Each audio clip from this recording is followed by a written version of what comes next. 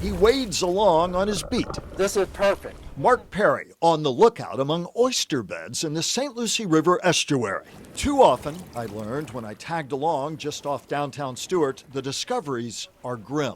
Yeah, see, this one is dead. It's gaping, what we call gaping. Yeah. It opens up and there's no animal inside, whereas this one is alive.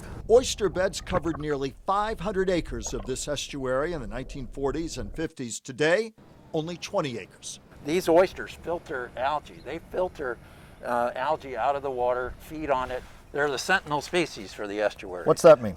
It means that if they're going, then the estuary's going. Stabilizing the shoreline. Perry picked oysters here as a boy. He grew up to become executive director of the Florida Oceanographic Society. They should be about 3+ inches. And they're only About 2 1/4. He's a detective with a ruler and a water sample. 14 parts per thousand.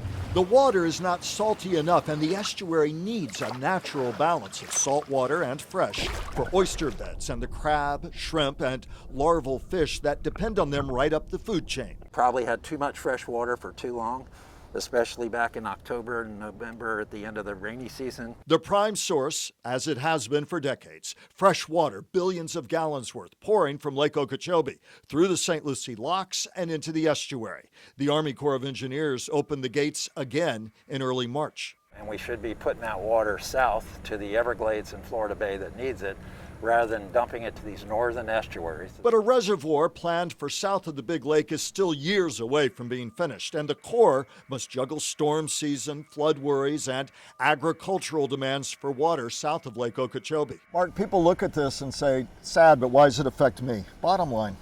Well, it affects us. It affects all of us because the oysters and the health of this water and the water quality here attracts people, and people are attracted to the water for their boating, their fishing, restaurant experiences. An estuary imperiled, a picture of paradise dimmed, with consequences for all of us.